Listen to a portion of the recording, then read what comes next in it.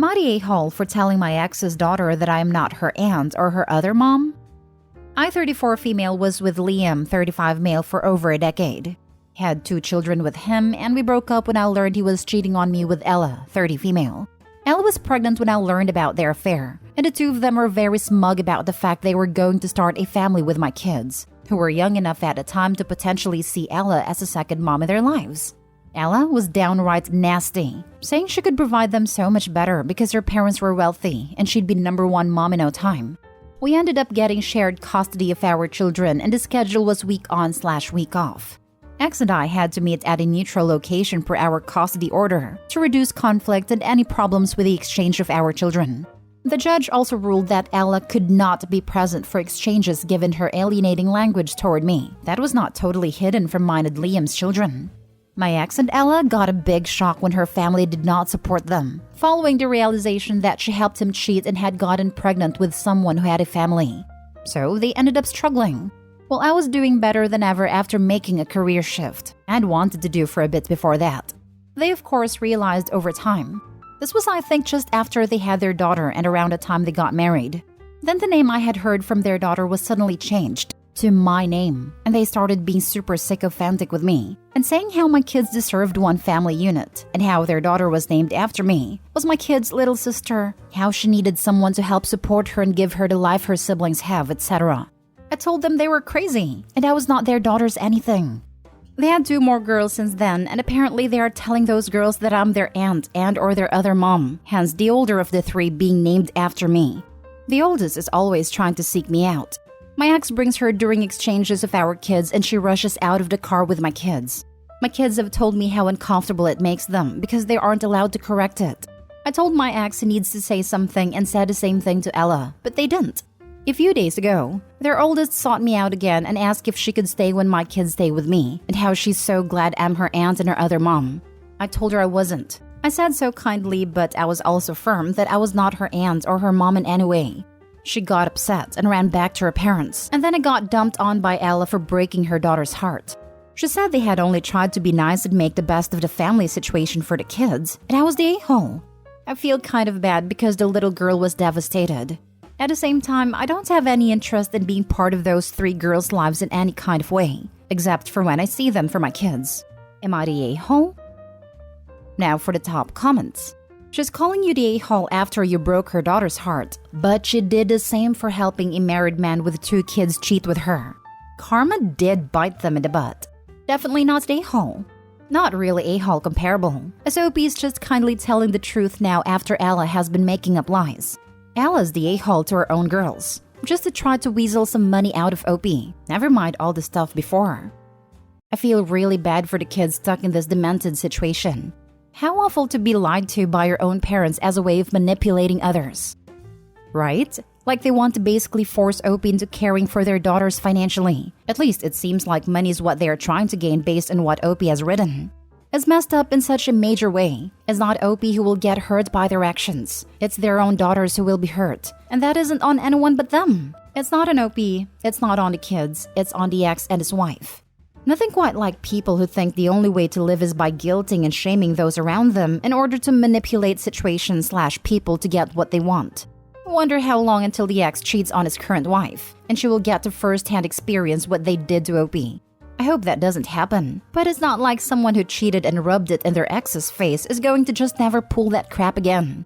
It seems pretty likely he will cheat again. Then when that happens, his current wife will probably want to be all buddy-buddy with OP for support. Wow, not the a-hole. She's playing the long game of manipulation and hoping you'll just get worn out and go along with it.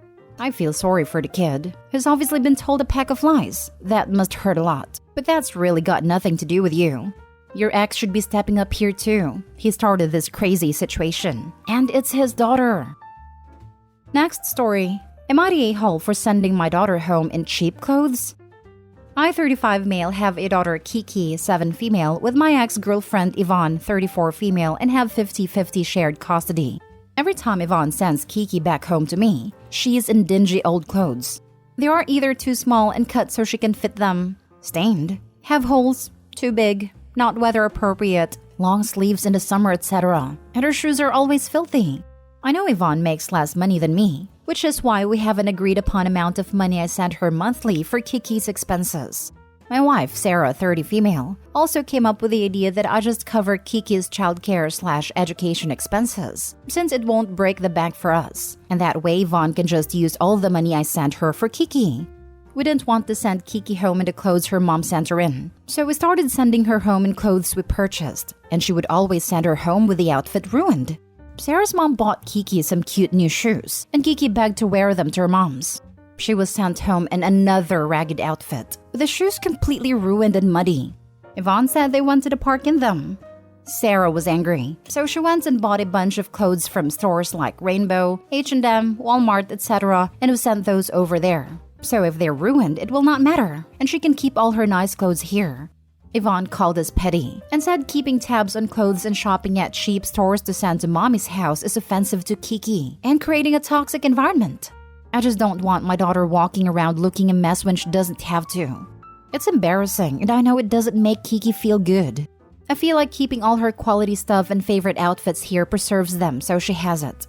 She doesn't know the difference between the clothes' quality and just sees the designs. But guys, am I really being selfish and petty? Am I the a-hole? Not the a-hole.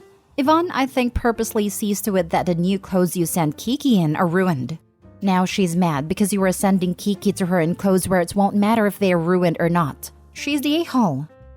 This is why Sarah was so angry about the shoes. She felt it was intentional, but honestly, I don't think that's far-fetched. Yvonne is being petty boots. She is big mad and wants to force you to keep spending money on clothes. She's legitimately trying to punish you for moving on and having a life without her. I have 3 kids, 2 boys and 1 girl. Even when my boys were small and we went to the park or played in the rain, their clothes were still salvageable after a good wash. Here's what's happening. Kiki, Mommy, do you like my new outfit? Me and Daddy and Sarah went shopping and Sarah picked it. Yvonne, yes, sweetie, it's super cute. Do you want to go to the cemetery and dig graves with me? You can roll around in the dirt. We can find some water and make some mud, and you can dance in the mud.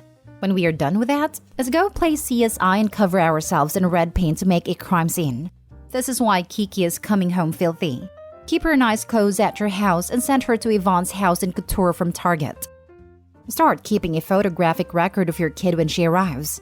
If you're giving money for her needs, there's no reason for her to be ragged and dirty all the time. There may be misuse of the money you send, as well as neglect involved. Keep your daughter safe, man. Thank you. I have been keeping pictures and we brought this up before in court. I'm hoping we don't have to go back, but gotta do what you gotta do. Does your ex have proper laundry facilities available to her? Is it possible that she does not have access to laundry in home or the money to go to a laundromat? She has a laundromat in her building, I believe. My daughter has mentioned putting quarters in the machine at mommy's house, but if that was the case, then I feel like she would have brought that up in one of our many discussions about this. Next story is titled, Am I the a-hole for telling a parent that if they want their kid included in everything, they need to be taught better manners? I have an 8-year-old son and he has a group of friends he's known since his preschool days. There's 4 of them total. This post is about one of the boys, EJ. EJ has always been a sweet enough kid, but something that always bothered us but got worse is he would want more food than he could handle, but also wouldn't take well being asked to wait and see how he does with a smaller portion first. Examples. I took my son and his friends to see a movie and it was a little later in the day, so we went to McDonald's after, which isn't uncommon. And while there, he wanted burger, fries, nuggets, ice cream, and another dessert. I asked him to pick the 2 food stuff he wanted most, and we would get him more if he was still hungry, and desserts would come after regardless. He was like, no way. I always eat more than that. I didn't want to come down on a kid who wasn't mine, so I was like, okay. He ate less than half the food overall. Another time my husband was home with the kids, he ordered food to our house. EJ wanted a medium pizza and a chicken bite box, which is a lot of food.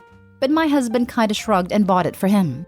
One of the other kids asked if he could eat some since EJ wasn't eating much, and EJ said no. And by the time he left, it was gone so cold and again there was about half of it just left there, with the bites taken out of some stuff and left there. Last example is the time I had EJ after school one Friday, because his parents needed to go someplace. We went grocery shopping and I had mentioned we had food at home. EJ begged and pleaded for burgers. And against my better judgment, I did take him, and this time I was firmer with not ordering too much. And I had raised this issue with his parents before. He got so mad because he couldn't order the 3 deluxe burgers and fries.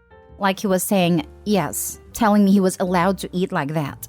I brought up him not being able to finish, and he said he can. He sulked the whole time, and then his parents were mad that I didn't feed their kid enough.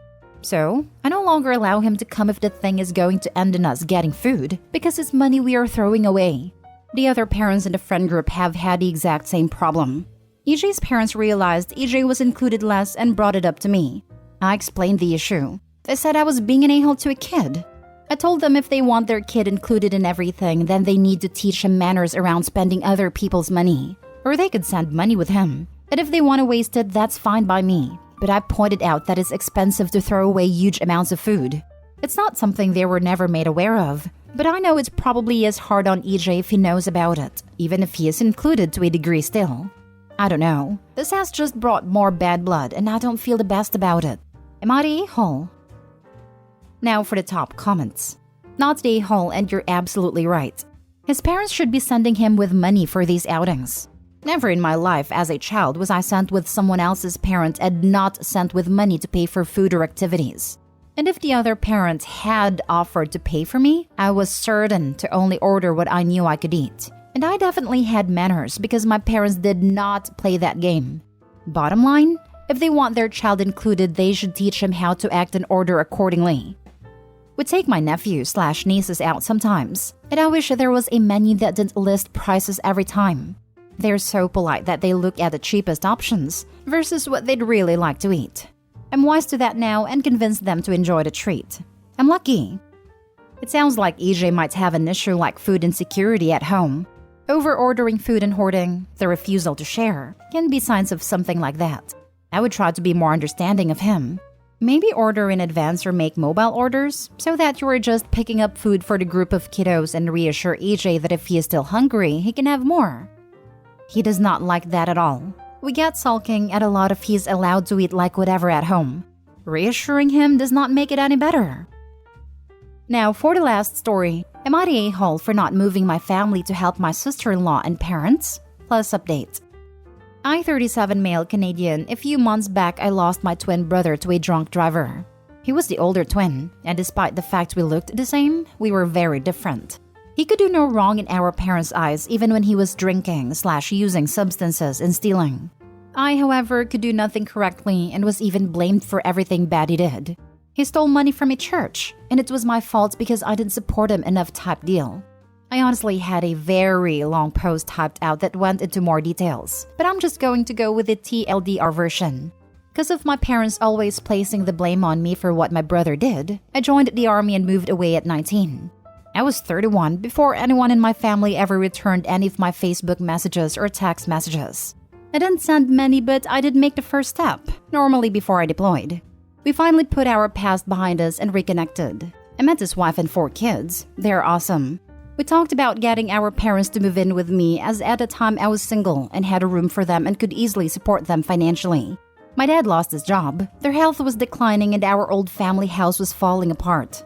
They didn't want to move and came up with BS reason not to all the time. I am now married with 2 kids and have a nice house in Manitoba with a fair amount of land. With my brother's passing, his wife has no family to look to for support, and my parents only have me left. I have offered to cover the expenses and move them all out to Manitoba. My parents can stay in my camper. It's a very nice camper, 44 feet, better than most apartments.